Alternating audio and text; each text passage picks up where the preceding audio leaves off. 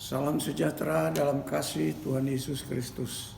Kesempatan ini kita akan berjumpa dan merenungkan firman Allah lewat udara. Tapi kesempatan ini kita melihat firman Allah akan bertema berbahagia. Hidup ini harus berbahagia. Kita mulai dengan satu ayat lebih dahulu. Mazmur 128 ayat yang pertama. Mazmur 128 ayat pertama. Berkat atas rumah tangga nyanyian ziarah. Berbahagialah setiap orang yang takut akan Tuhan, yang hidup menurut jalan yang ditunjukkannya. Berbahagialah orang. Jadi hidup kita ini harus berbahagia. Dalam kondisi apapun kita berbahagia. Kondisi sekarang tidak kita lantas mempersalahkan orang lain, mempersalahkan siapa, tapi kita berbahagia bahwa keadaan kondisi sekarang kita harus mendengar firman Allah lewat alat-alat yang telah disediakan, yang hidup menurut yang ditunjukkannya. Jadi hidup ini kita berjalan menurut apa yang ditunjukkan firman Allah.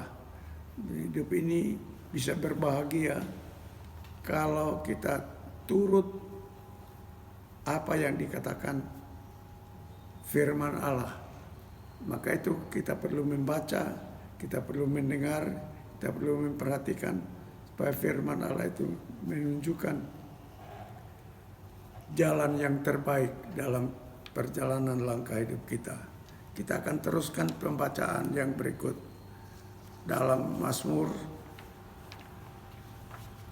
25 pasal 25, Mazmur pasal 25 ayat 13, 12, 13, 14. Ayat 12. Mazmur 25 ayat 12.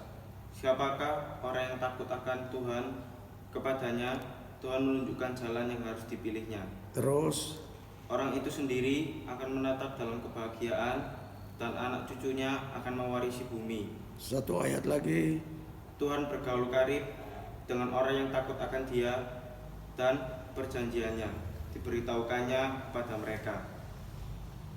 Siapakah orang yang takut akan Tuhan?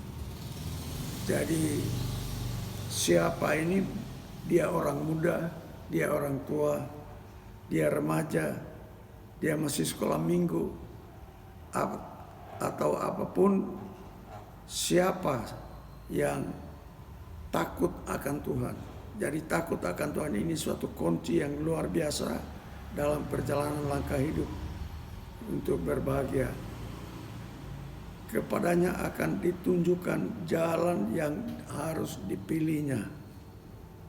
Mungkin dipilihnya bukan untuk jadi hamba Tuhan, bukan untuk jadi penginjil, bukan untuk jadi gembala, apalagi menjadi rasul dan nabi, tapi dia hanya jemaat yang biasa, tapi takut akan Tuhan. Itu sudah dipilihkan Tuhan sedemikian. Ayat yang ke-13, orang itu sendiri akan menetap dalam kebahagiaan. Jadi menetap dalam kebahagiaan ini, kondisi apa saja yang diterima, dihadapi dengan kerendahan hati, menerima berbahagia, akan menetap dalam kebahagiaan. Siapakah orang dan anak cucunya akan mewarisi bumi. Jadi ada kelanjutan, perpanjangan umur, baik secara rohani, secara jasmani. Ada anak cucu dalam pelayanan. Tuhan bergaul karib dengan orang yang takut akan Dia. Dari pergaulan karib ini masing-masing kita renungkan, apakah saya karib dengan Tuhan atau tidak. Dan perjanjiannya akan diberitahukannya kepada mereka. Perjanjian Tuhan akan diberitahukannya Dia tidak biarkan kita jalan kesasar. Sebab orang yang takut akan Tuhan menetap dalam kebahagiaan, anak cucunya akan mewarisi bumi. Tuhan bergaul karib. Kalau kita perhatikan contoh-contoh dalam kitab Perjanjian Lama, orang bergaul karib dengan Tuhan begitu banyak, dan kita perhatikan baik Samuel, baik Daud dan lain sebagainya. Tapi kita akan lanjut pembacaan Mazmur 112. Mazmur 112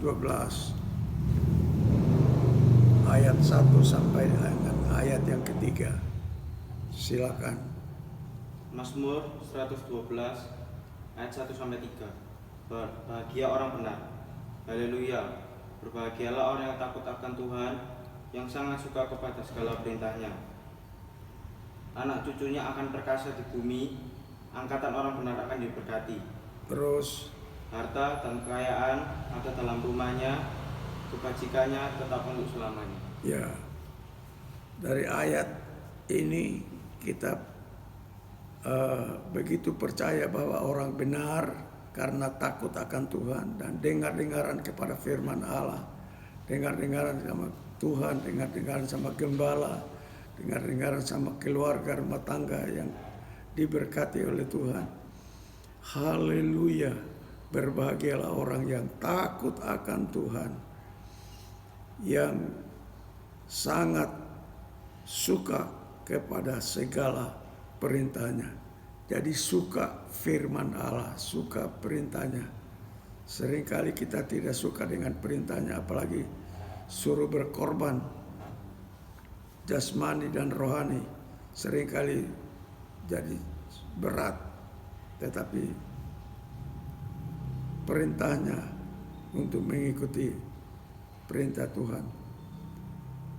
Anak cucunya akan perkasa di bumi, angkatan orang benar akan diberkati. Angkatan orang benar akan diberkati.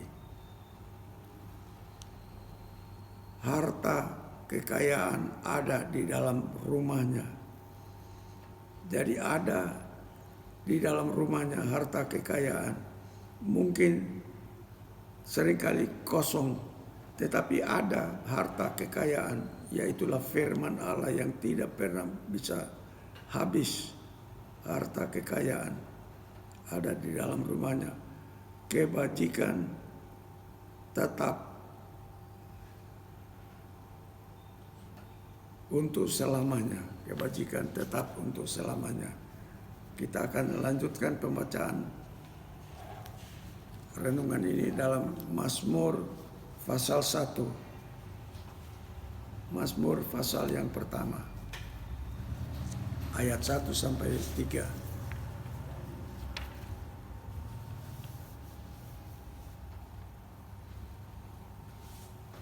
Mazmur 1 Mazmur pasal 1 ayat 1 sampai 3. Jalan orang benar dan jalan orang fasik. Berbahagialah orang yang tidak berjalan menurut nasihat orang fasik, yang tidak berdiri di jalan orang berdosa, dan yang tidak duduk dalam kumpulan pencemooh. Tetapi yang kesukaannya ialah Taurat Tuhan, dan yang merenungkan Taurat itu siang dan malam. Ia seperti pohon yang ditanam di tepi aliran air, yang menghasilkan buahnya pada musimnya, dan yang tidak layu daunnya. Apa saja yang diperbuatnya berhasil. Demikian kita perhatikan renungan firman Tuhan ini, sehingga kita hidup berbahagia. Kehidupan ini memang melewati banyak proses, tetapi kehidupan ini melewati hidup kebahagiaan. Dan dikatakan sini, berbahagialah orang yang tidak berjalan dalam nasihat orang fasik. Jadi kalau sudah tahu ini ada kefasikan dalam nasihat, jangan dituruti. Kita dengar saja tapi tidak diturut, karena itu nasihat orang fasik. Yang tidak berdiri di jalan orang berdosa, Jadi sudah tahu itu jalannya orang berdosa, tidak berpendirian di situ. Ya, dan yang tidak duduk dalam kumpulan orang pencemooh. Apalagi kalau sampai duduk dalam kumpulan orang pencemooh, tidak demikian orang takut akan Tuhan. Kesukaannya ialah firman Tuhan. Kesempatan sekarang kita tidak terlalu banyak untuk beribadah di gereja, tetapi kesempatan yang terbanyak adalah kita sempat membaca, merenungkan firman Allah, membaca dengan sebaik-baiknya, memperhatikan dengan benar apa yang terjadi, sebab kita sudah sampai kepada zaman akhir. Jadi firman itu menjadi renungan setiap kali, dan yang merenungkan siang dan malam, merenungkan firman Tuhan itu siang dan malam. Kalau merenungkan Taurat itu beda dengan merenungkan Injil yang disampaikan Tuhan Yesus. Kalau Taurat membawa korban harus lembu sapi yang dipotong, yang disembelih. Kalau ada yang berdosa dibawa dilempar batu sampai mati. Tetapi setelah dibayar oleh Tuhan Yesus, maka sekarang yang dibawa adalah tubuh, jiwa, dan roh dalam pergumulan kita. Dan apa saja yang dikerjakan, karena dia merenungkan firman itu siang dan malam, apa saja yang dikerjakannya berhasil. Ia seperti pohon yang ditanam di tepi aliran air, yang menghasilkan buahnya pada musimnya, dan yang tidak layu daunnya. Apa saja yang diperbuatnya berhasil. Kita tiba kepada ayat yang paling akhir, Roma 12 ayat 1 dan 2. Roma 12 ayat 1 dan 2. Roma 12 ayat 1 dan 2.